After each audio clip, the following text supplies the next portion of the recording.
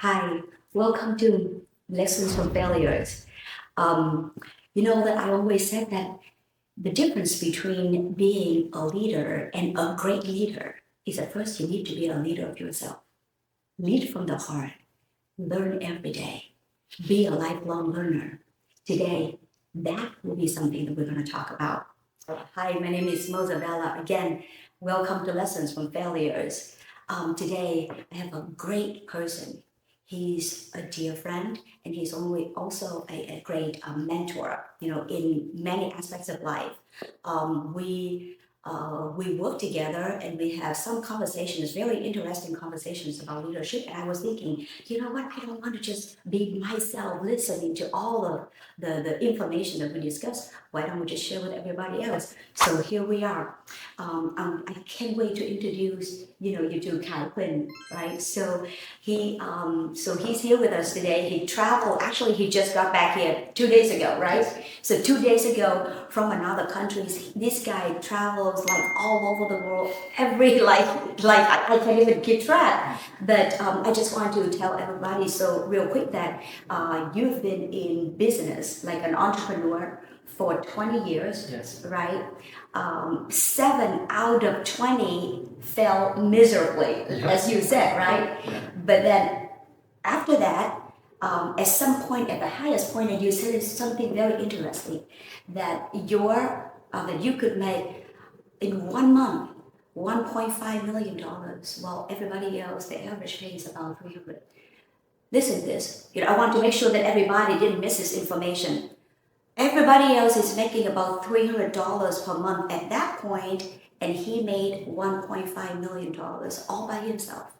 Started from a very humble beginning. So, I can't wait for everybody to know more about you and learn more, from you. So, welcome to the show. Thank you. It's so good to be back. Yeah, that's right. So, welcome to be here. I know that you are here. This is your home in the United States, Yeah, right? yeah. And how many countries that you've been doing businesses in? At this moment, it's about 10, 11 countries. 10, 11 countries. How Yeah. can you do that? Wow. I think it started with a small dream to do a global business, and I think that's when things start growing. But the key to run business successfully in several different countries at the same time is partnering with the right people. Yeah. And I always remember one thing I learned from my mentor, John C. Maxwell. He said, "You can do great things alone." So I'm always looking for the right people to work with.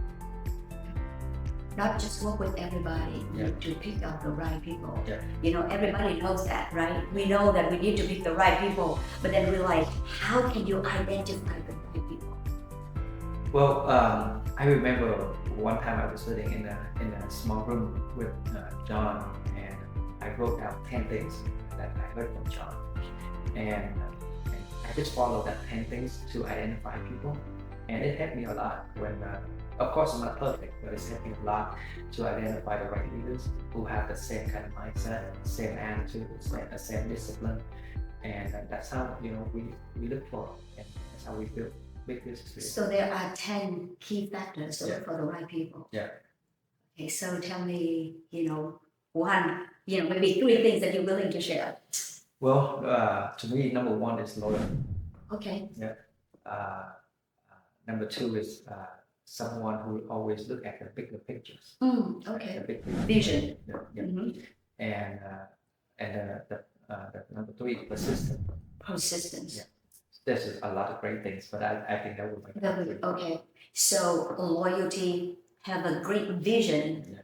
And persistence, Yeah. right? So, and I totally agree with you because, people say that they want to be great, but in order for anybody to be great, they have to do things consistently. Yeah. Many times, Yeah. repetitively, over and over again until you can achieve that, Yeah. right? Yeah. So that's a great point. Yeah. So I know that you, John Maxwell, is a mentor, and I love his books. Yeah. Like I've learned so much from John, Yeah. right? Especially from leadership, Yeah. and I believe in order for you to be great, you've got to learn from great examples, Absolutely. right? Model. Yeah. you are one of the top leaders. Yeah. Not just because of your financial achievement, but because of who you are as a person as well. People look up to you. People, Thank you. they respect you, and they want to follow your lead. Yeah. All right. So, but then, who is your mentor? I mean, who is your model? Do you have a model? Well, there's a lot of great leaders Mhm. in business, a lot of them. And so to pick the right leaders is basically you have to align your value to the leaders that you want to learn from. Right. And my value align with John C. Maxwell all the way. And so when I pick the leaders, I always start with what is my value, what's Right. my number one priority, Yeah. and then I look for the leader that's really good in what I'm looking for, but also match with my value. Mm. So that's why I followed John for a long time. Right. Read a lot of his books, attend a lot of his seminar, Right. his trainings. Mhm. I also bring along all of my leaders, Mhm. especially the leaders who work with me tightly, Mhm. like around me a lot. I bring them along to be developed by John and his organization. Very good. Very good. Thank you. And you know what? It's very interesting when you said that you didn't even, you didn't learn by yourself, but you share that with your people as Yes. well. Yeah. And why is that? I believe that in order for you to do great things, big things, you need to have a lot of great people around you, right? Same value, right? Same mission. And so I know that I can't do it alone. So I want to collaborate with my leaders by bringing them along and developing them with me. And that is also the reason why I'm able to run several different companies in different parts of the country and it's still efficient. You build leaders. Yeah. That's what you do. Yeah. So there are two types of leaderships, right? Yeah. So some people, they just want to be up there and they call themselves a leader because they want everybody to follow them. Yeah. Or another leader is just, at the bottom and push everybody up. Yeah. So tell me, why would you want to choose the latter, not the first one? Well, again, in order for us to do great things, we need to have a great team, right? And I learned one thing from John, not one thing, but a lot of things. But one key thing is that he said that if your people, your leaders can do 80% as well as you, you should let them do it, so you can have time to learn and develop and do bigger things, different things, right? So that's why I always want to bring my leaders along, right? Because I want to do big things, and so it works well. Yeah. Well, it sounds simple, but I know that it's difficult, right? It's difficult to let go, especially when you know that, okay, well, they're supposed to do this, but then they don't do exactly the way you do. Yeah. So how can you handle that frustration? Because I know that is, the reason why most people just say, okay, I'm not going to let you do it. I do everything, right? And most of the entrepreneurs, they work in the business for that reason. They cannot step back to work on the business. They want to do everything, right? Well, I used to be the one who want to do everything, right? Because I just think that why would it take so much time to develop somebody when I can do it, right? And I saw my growth stop. It's not growing anymore. Interesting. Right? So when I got mentored by John, he said, like, if your people can do 80% as well as you should let them do it, so you can move on and do different things. And I follow that, right? So like I said, it works well, but I'm the guy who start with like want to do everything. And I learned one more thing is that you have to get over yourself. Don't think that you are that important. And once I was able to get over that, right, then my business start growing. Yeah. Get over yourself. You You're get not over that yourself. important. You're not that important. That's very hard to believe, but that is the truth. It's hard for a lot of leaders because leaders, they have the need that they want people to meet them, right? They want people to always just like worship them and praise them and all that kind of stuff. And so just get over yourself about that. You're not that important. And you know what? It's very interesting that you say that today, because I've noticed, and one of the things that I love you and the way that you you work with other people is that when we have like events, right? You are not the person that will get on stage and talk the most. You actually would let other people get on stage, talk, and then you will be the last person to step back and to step on and then just say a few words and that's it. Yes.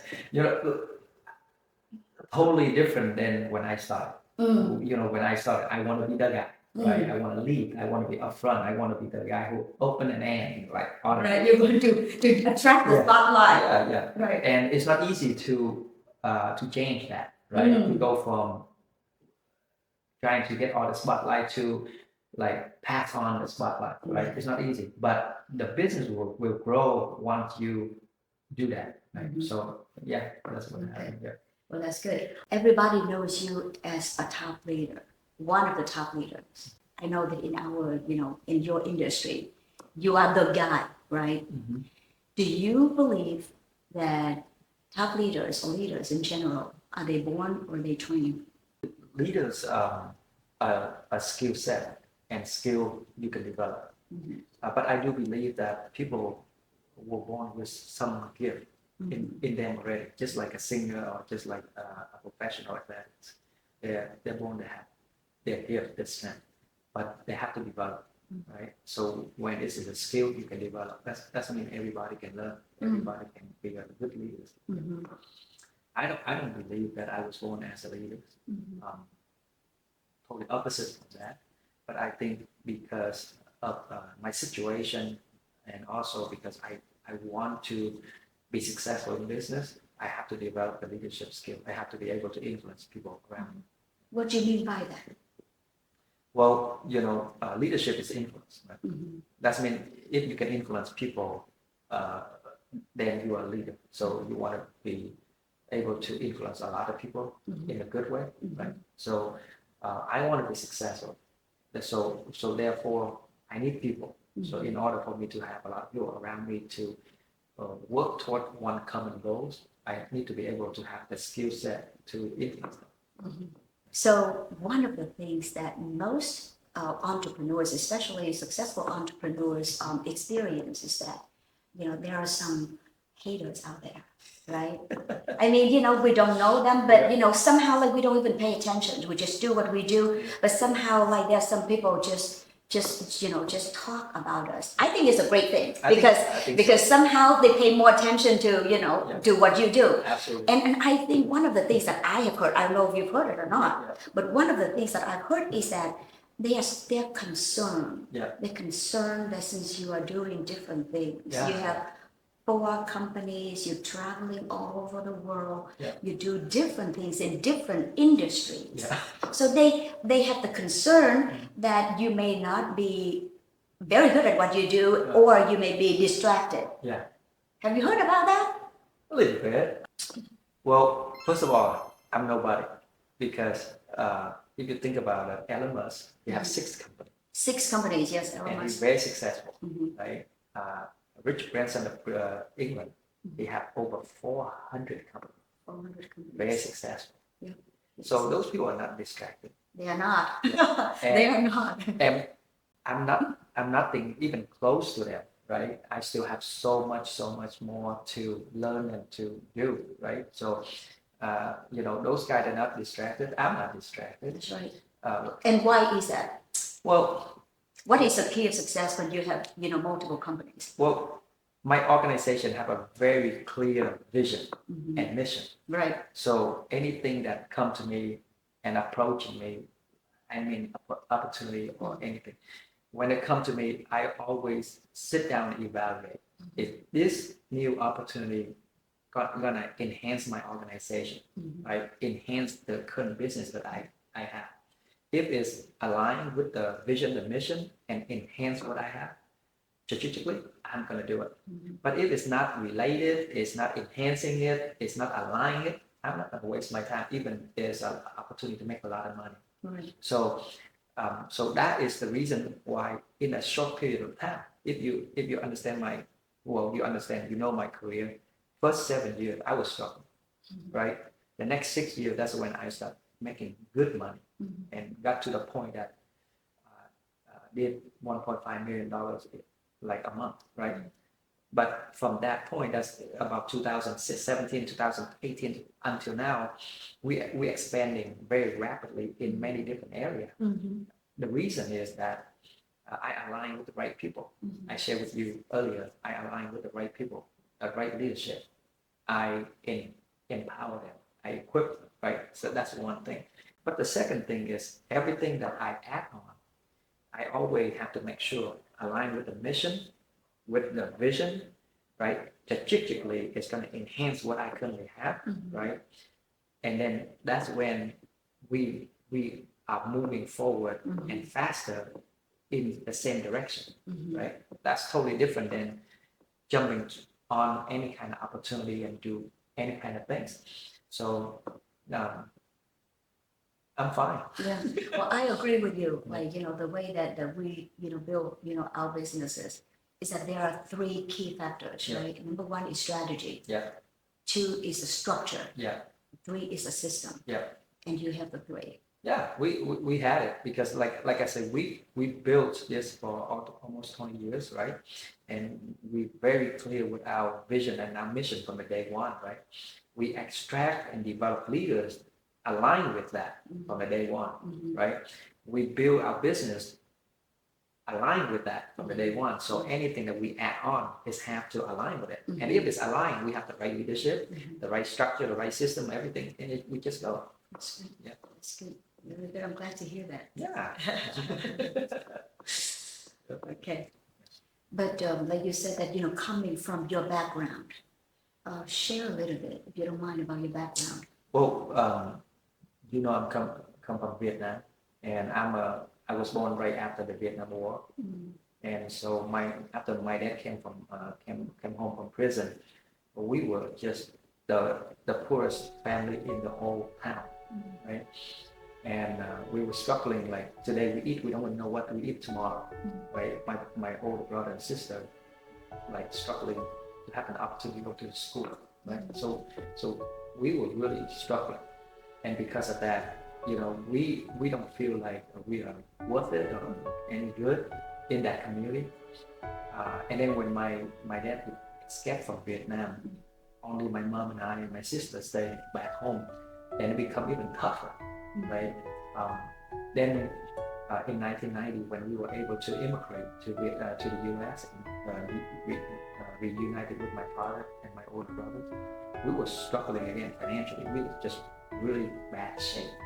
So that was the time that I was moving into a foster family. And so you think about it, you come from extremely poor. You can say your family is the poorest family in the whole town in Vietnam. Immigrate to the U.S., still poor, and my parents can't afford or support me to have good education. So I end up moving to a foster family and couldn't speak English. I go to a private Christian high school. Everybody was Caucasian, right? And I'm the Asian, the only Asian in the school, can't speak English. So I was struggling, right? From Vietnam to America and struggling. So for me to feel like who I am today was totally out of what I was expecting or hoping, right? Absolutely.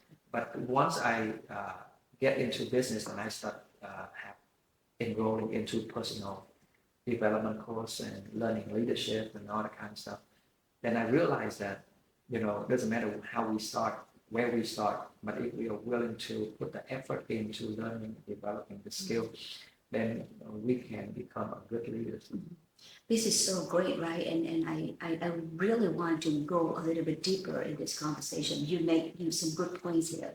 Number one, when you came from poverty or from the background, the similar background that you just shared, it affects your confidence level, especially during teenage time, right? Yeah. That is when people start to shape their identities. Yes. And here you are, because of your situation, it affects your confidence greatly. Yeah. But here you are now today, you are a great leader, which was a lot of we're talking about how confident you are wherever you go, right? Yeah. Whatever you do. Yeah. So then we're gonna please talk about that. And secondly, I would like for you to actually share why, what was the pivotal moment that you realized that self-development is important?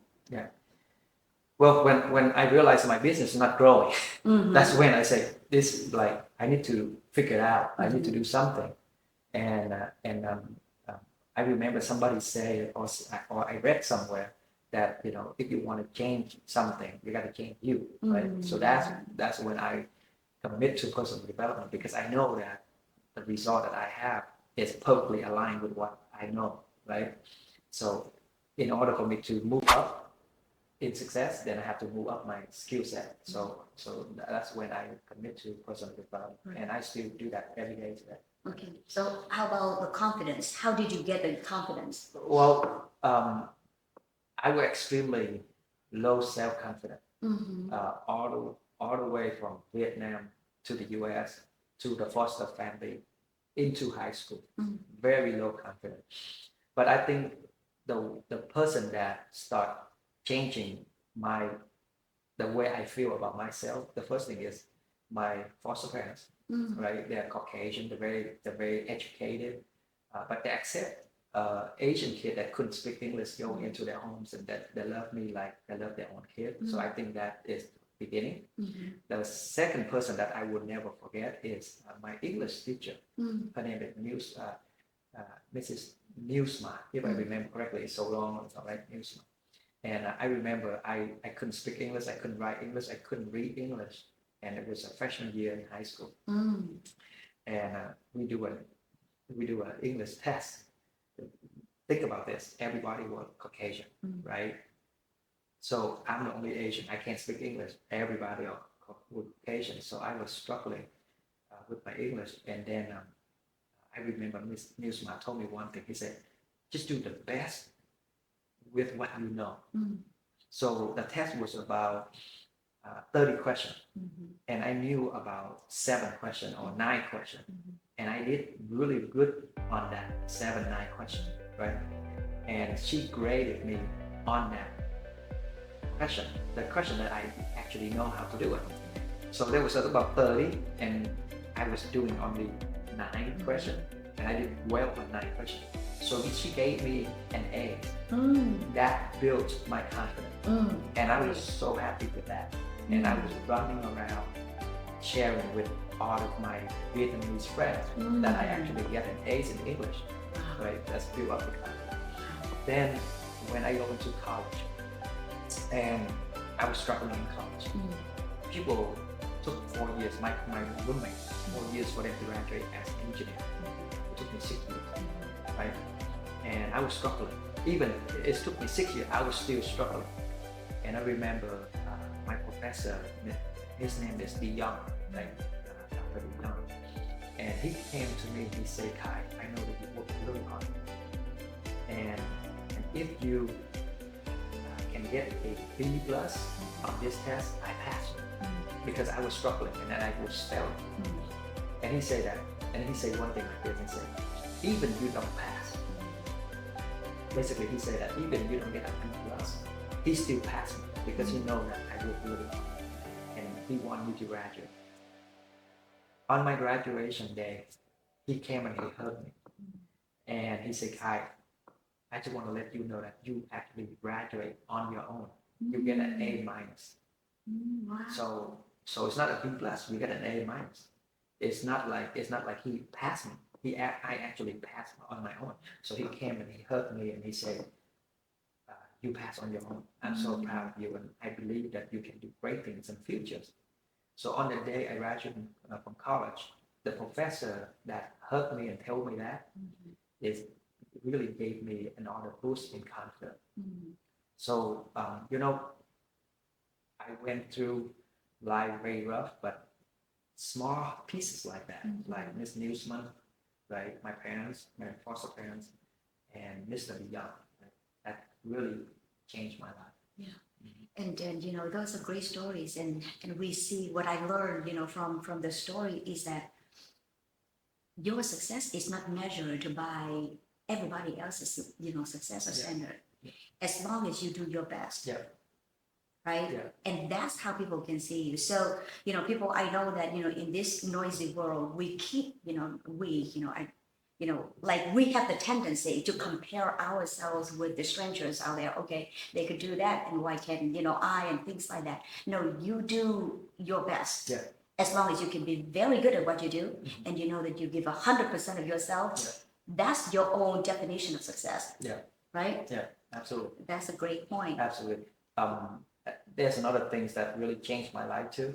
Right now, I look back On my graduation day, my dad told me, my foster dad, he said, tomorrow you're gonna start moving out, right? You're gonna go into the world and start building your life. Let's go home and have the last lunch. So I went home and have the last lunch with my mom and my dad. And I remember he said one thing. I don't know if he still remembers, but I remember it. He said, when you accept a job, right now, as you go out there, when you accept a job, doesn't matter they pay you enough or they don't pay you enough. But once you accept that job, you gotta do 100%. Even you don't feel like they pay you enough, but you have to do 100% because you accept that job. So I went out and I got interviewed. Like I got 3 offers, but at that time the salary wasn't high because the economy was dipping at that time. I accepted the job and I did my best, my very best. And because of that, my manager, my boss saw it. And so that was helping me and lifting me up. So that's where I realized that, you just have to do your best with what you have at that moment. And that will translate into the success. Right. So always do your best with what you have at that moment. That is so refreshing. That is so refreshing because, I hope that everybody, especially the young generation, will, have that attitude now, right? Yeah. We keep talking about the work ethics and why is it that the Asian people work harder than everybody else. I know that, we're a little bit biased because we're Asian, but I'm sure that other people work hard too. But this is Asian person was raised by a Caucasian, right? And the value that I learned that I applied into my business came from the Caucasian, right? Not came from the Asian because my Asian friends that they're, I didn't get a chance to live with them a lot. So I won't agree with the idea that Asian people work hard. Right? I'm not agree with that because Caucasian work hard too. Right? That's right. That's right. But you're right. So what that tells us is that great values are shared. Like it doesn't matter where you are or your culture, right? Where you're from is shared. And I think, like the way that you build your organization, you build from values and morals, and everybody shares the same value and morals and the same mission, right? You have a great vision. People may or may not see that, but they join you and they commit to work with you because they share the same values and morals with you. Absolutely. So let's talk about leadership here. I know that you build other leaders. How I know that it's harder to train somebody than doing it by yourself, right? But when you said that you can, because it helps you more successful. So where you are right now at this level after 20 years in being an entrepreneur. Well, basically, where I am today is way beyond what I was hoping for 20 years ago, right? Way beyond that. But I'm not happy because I still have one mission left, and that is what I have been really focused on working since 2016, and things are start evolving in a really good way. Really happy with the progress, but I'm not happy because we're not done. So Okay. So still expanding. Still expanding, right? I'm nothing special, right? Because like there's a lot of people doing a lot more amazing things than me. So I'm still working toward that. So you have more, like I know that you own 4 companies. You have like you don't do this strictly because of money, right? But why do more? Like why can't you just say that, okay, that's it, I'm retired, everybody, you guys can just run everything and I'm gonna just go to an island and I'm gonna just spend my time with my family. Why do you have to work this hard? You are the hardest person that work, that everybody can see that. And maybe that's the reason why people are so committed, because they know that if somebody say that, okay, well, I work hard, and then somebody else would say, no, Khai is working harder than you do, right? Well, there's so many reasons why I work hard. A lot of reasons, right? But 2 key components is, I don't know what you believe in, but I believe in God, and when God gave you the ability, the vision, the people, basically when He gave you that kind of gift, your responsibility to multiply, right? So it would be very selfish for me to say, hey, I have enough, I just don't want to do it anymore. I believe that He gave me that so I can multiply it, so I can help the people that don't have the opportunity like myself. That's why I'm still working, and I'm gonna work all the way to the last day of my life. The second thing is, whatever I do, I always think about my 4 kids, because you know, the reason that I'm where I am today because my parents set an example way at the beginning, right? Since the day I've been married, that in order for you to achieve anything in life, you have to pay the price, you have to sacrifice, you got to go through up and down. You have to accept that facts. So I want all of my children. I have 4 kids, 2 boys, 2 girls, and I want them to understand that it doesn't matter what life is giving them or dealing with them, right? As long as they understand one thing is that our success comes with sacrifice, right? Our success is come with discipline, and that's why I keep working at it. I keep working at it. You know, I struggle with health, right? And many people know that I struggle with health. In 2008, I was paralyzed from the neck down, and the reason I was paralyzed because I have a very bad case of multiple sclerosis, and doctors told me that I will be paralyzed for life. I won't be able to have kids again. There was a lot of things that doctors told me, right? And guess what? I'm walking again. I'm about 85% recovered. Instead of having 1 kid, I have 4 kids, right? And today I'm still struggling with pain, still struggling with mobility.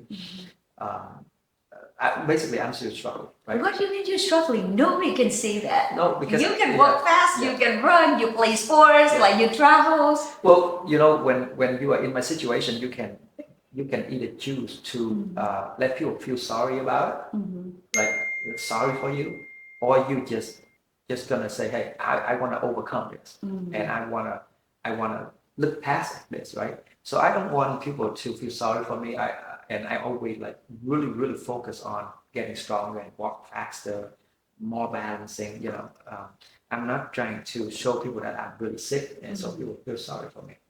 But everything I do, I intentionally do it for my kids because I want to teach them, right? About 6 months ago, I want to have a transformation on my skin, but I also want to have a transformation on my health. I was a little bit overweight at that time.